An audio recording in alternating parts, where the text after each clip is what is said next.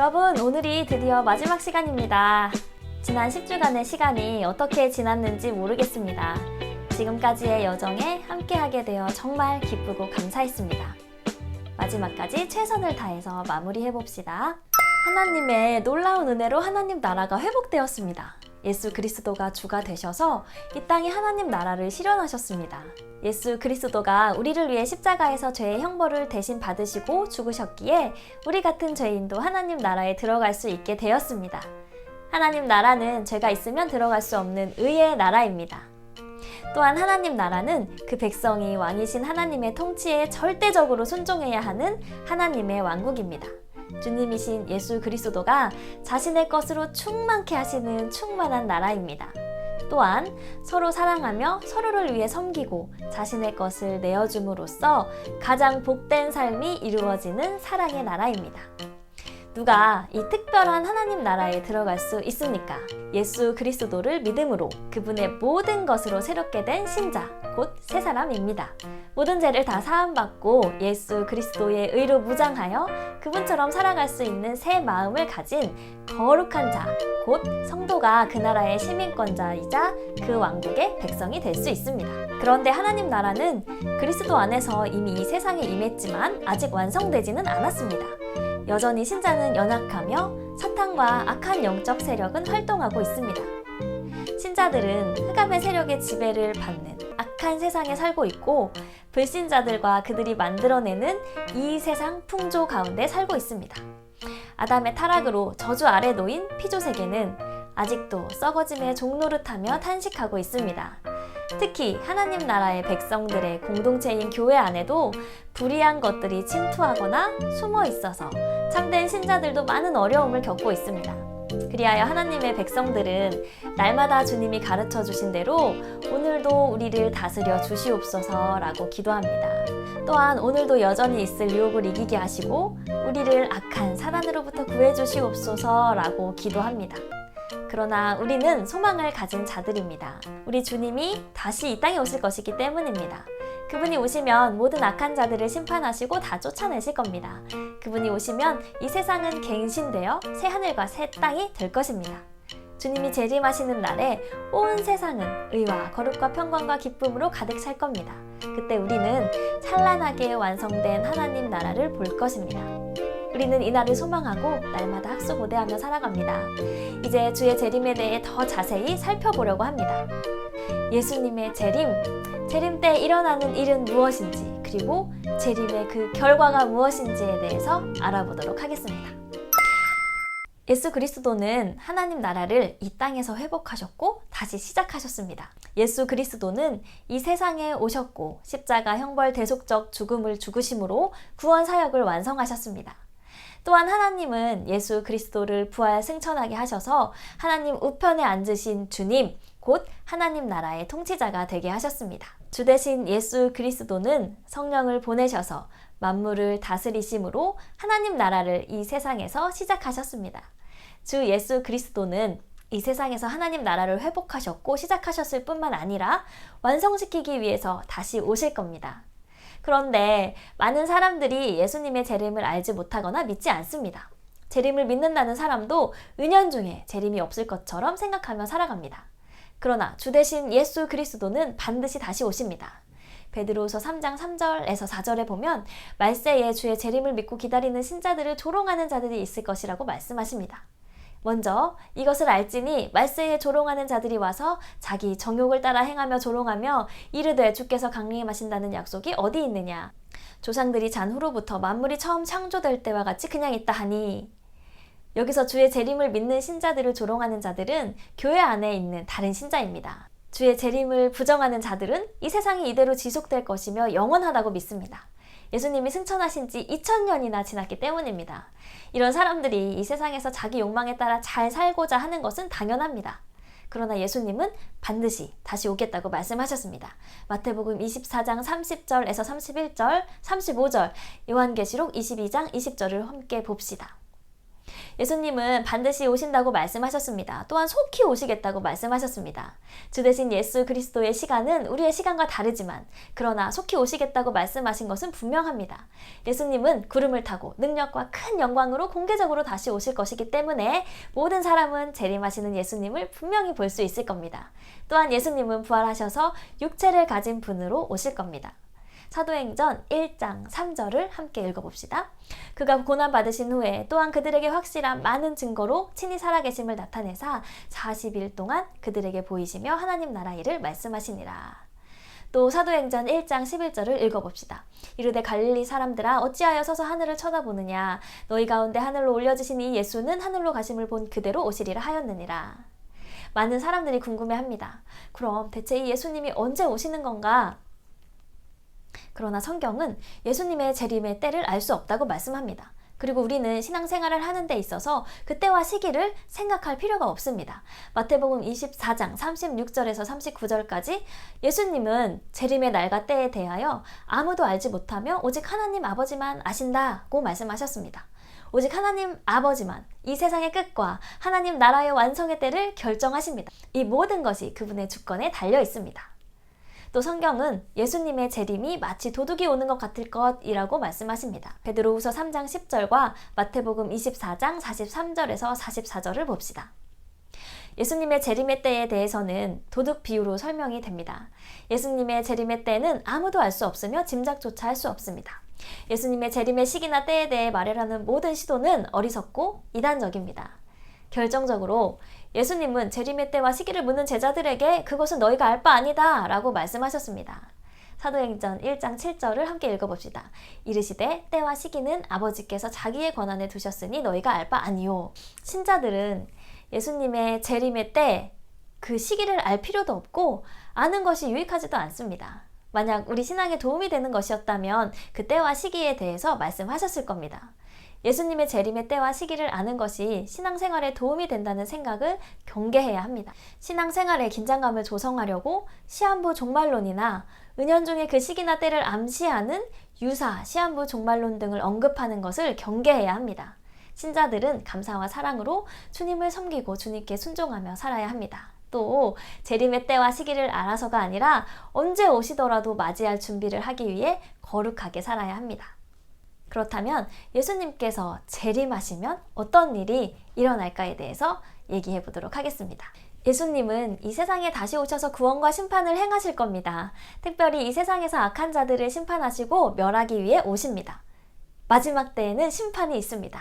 디모데후서 4장 1절 하나님 앞과 살아있는 자와 죽은 자를 심판하실 그리스도 예수 앞에서 그가 나타나실 것과 그의 나라를 두고 엄히 명하노니.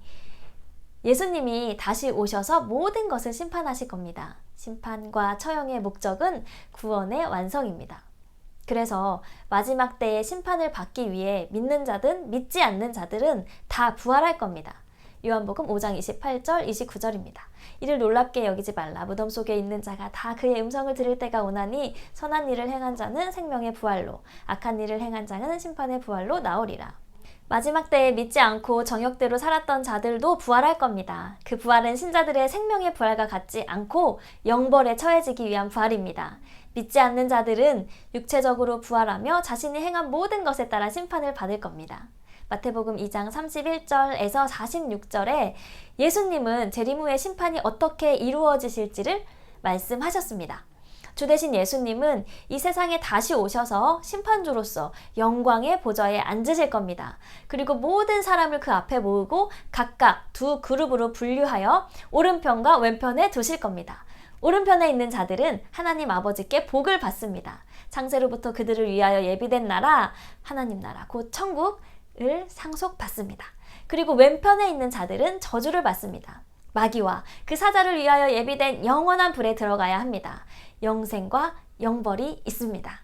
영생과 영벌을 내리는 심판의 기준은 바로 이 세상에서 어떤 일을 행했는지입니다. 이것은 행위 구원을 말하는 것이 아닙니다. 참된 믿음에는 항상 그에 합당한 거룩한 삶이 따른다는 겁니다. 하나님은 거룩한 삶으로 나타나고 증명되는 믿음을 보십니다. 믿는다고 하면서 불신자와 같은 삶을 사는 가짜와 거짓을 가려내십니다.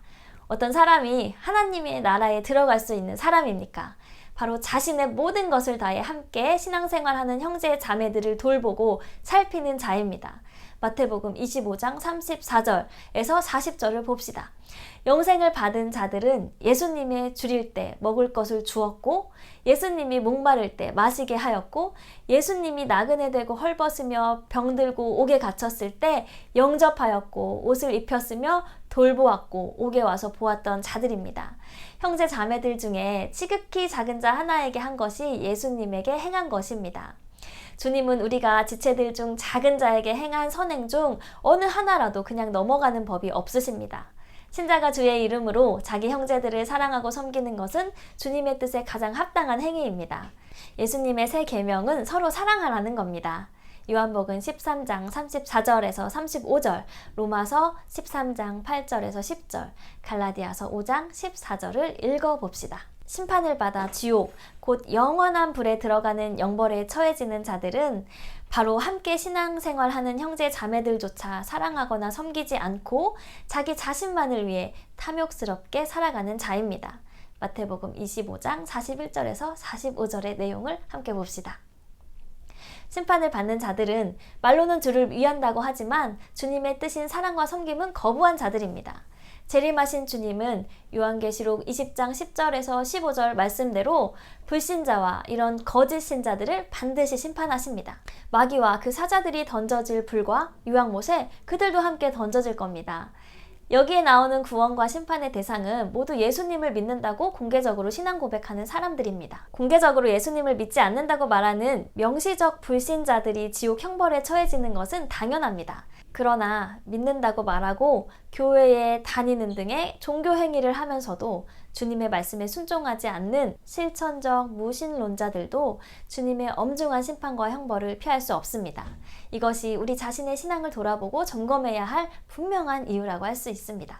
그렇다면 이제 이 심판 이후에는 어떤 일이 펼쳐질까요? 예수님께서 다시 오셔서 결국 무엇을 하십니까? 주 대신 예수 그리스도는 반드시 다시 오셔서 하나님 나라를 완성하실 겁니다. 주 예수 그리스도가 재림하셔서 마귀와 그 사자들 또한 그를 쫓는 악한 자들을 심판하시고 영원한 불못에 던지시는 것도 하나님 나라를 완성하시려는 겁니다. 또한 우리 신자들을 부활하게 하시거나 이 세상을 새 하늘과 새 땅으로 회복하시는 것도 창세 전부터 계획하신 하나님 나라를 완성하시려는 겁니다. 마지막 때 신자는 영광의 몸으로 부활할 겁니다. 이 영광의 몸은 부활하셔서 영광 중에 계신 예수님과 같은 몸이며 새 하늘과 새 땅에 살기에 적합한 몸입니다. 고린도전서 15장은 신자가 어떤 몸으로 부활할 것인지 잘 묘사하고 있습니다. 15장 42절에서 44절을 함께 읽어봅시다. 죽은 자의 부활도 그와 같으니 썩을 것으로 심고 썩지 아니할 것으로 다시 살아나며 욕된 것으로 심고 영광스러운 것으로 다시 살아나며 악한 것으로 심고 강한 것으로 다시 살아나며 육의 몸으로 심고 신령한 몸으로 다시 살아나나니 육의 몸은 있은즉 또 영의 몸도 있느니라. 우리는 실제의 몸을 가진 자로 부활할 겁니다. 그런데 그 몸은 지금과 같은 몸이 아닙니다. 썩지 아니할 것으로 영생을 누릴 수 있는 몸이자 지금의 모습과 같지 않은 영광스러운 몸이고 쉽게 해를 받지 않을 강한 몸이고 죄의 정욕이 사라지고 오직 성령의 인도하심과 일치하는 본성을 가진 신령한 몸일 겁니다. 우리가 받을 영광의 몸이 얼마나 대단한지 성경의 다른 부분에서는 예수님의 영광의 몸과 같다고 설명합니다. 빌립보서 3장 20절에서 21절을 읽어봅시다. 그러나 우리의 시민권은 하늘에 있는지라 거기로부터 구원하는 자 곧 주 예수 그리스도를 기다리노니 그는 만물을 자기에게 복종하게 하실 수 있는 자의 역사로 우리의 낮은 몸을 자기 영광의 몸의 형체와 같이 변하게 하시리라. 주 예수 그리스도는 재림하실 때 우리의 낮은 몸을 예수님의 영광의 몸의 형체와 같이 변하게 하십니다. 이것은 단지 부활하여 죽지 않고 영원히 산다는 의미만이 아닙니다. 부활하여 누리는 영생은 예수님의 영광 중에 거하는 영광스러운 삶이라는 의미입니다. 그렇기에 우리 신자들은 밤낮 우리 주 예수 그리스도가 오시기를 간절히 기다립니다. 많은 사람들은 장차 우리에게 이루어질 부활이 몸에 실체가 없는 영적 부활일 거라고 상상합니다. 그러나 그것은 부활하신 예수님의 몸도 부정하는 일종의 유사가연설에 불과합니다. 부활하신 예수님은 자신이 실제로 육체적으로 부활했음을 보여주기 위해서 애쓰셨습니다. 누가복음 24장 36절에서 43절을 봅시다. 장차 이루어질 우리의 부활도 실제의 몸이 부활하는 것이며 그 몸으로 살아가는 삶도 지금 삶과 같을 겁니다. 그리고 주 예수 그리스도의 재림 때에 이루어질 마지막 큰 사건은 하나님이 창조세계를 최고로 보기 좋은 세상으로 재창조하시는 겁니다. 성경은 그것을 새 하늘과 새 땅이라고 합니다. 계시록 21장 1절 또 내가 새 하늘과 새 땅을 보니 처음 하늘과 처음 땅이 없어졌고 바다도 다시 있지 않더라.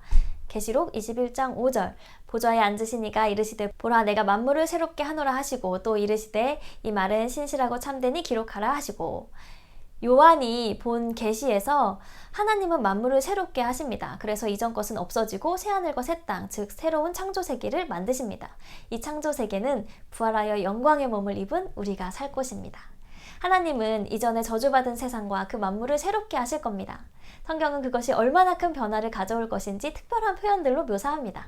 베드로후서 3장 12절에서 13절 하나님의 날이 임하기를 바라보고 간절히 사모하라. 그날에 하늘이 불에 타서 풀어지고 물질이 뜨거운 물에 녹아지려니와 우리는 그의 약속대로 의가 있는 곳인 새하늘과 새 땅을 바라보도다.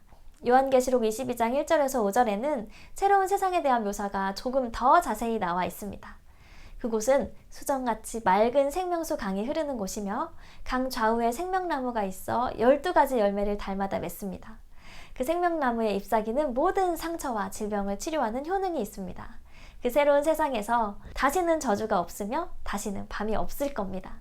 그곳에서 우리는 하나님과 어린 양의 얼굴을 볼 겁니다. 마지막 때에 하나님이 새롭게 조성하실 새 하늘과 새 땅을 우리는 어떻게 이해해야 합니까? 새 하늘과 새 땅은 바로 이 지구를 가리키며 현재와 같은 물질적 세상입니다.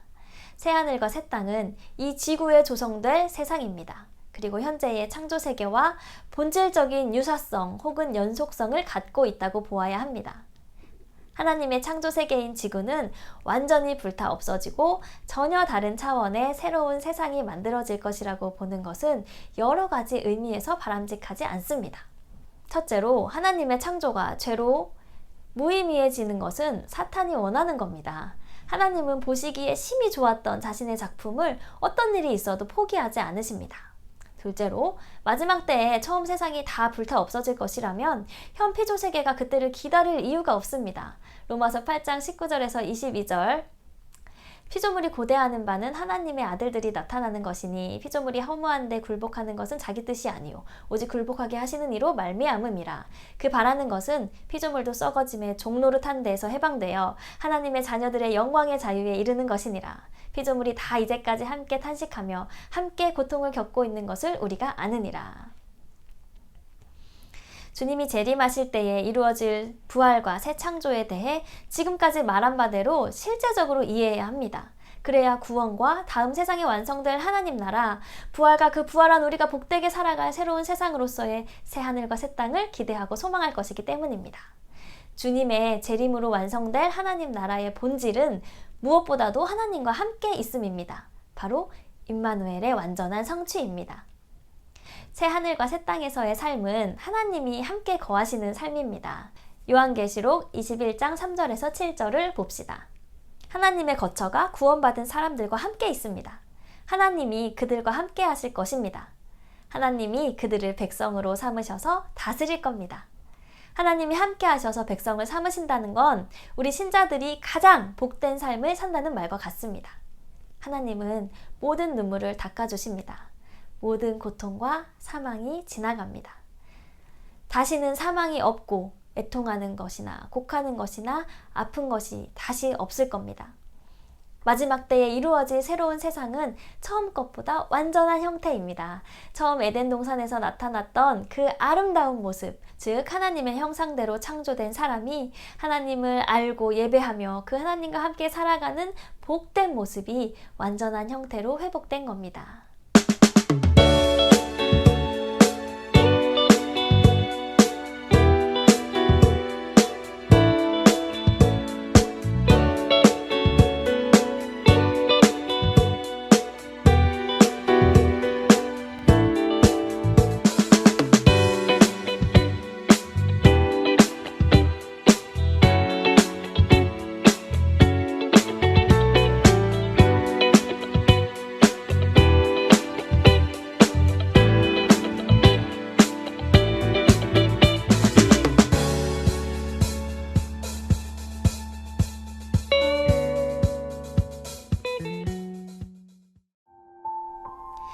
사랑하는 여러분, 완성된 하나님 나라에 대한 기대가 있으십니까? 우리는 믿음으로 하나님의 자녀가 됩니다. 우리는 순종으로 하나님 자녀로 삽니다.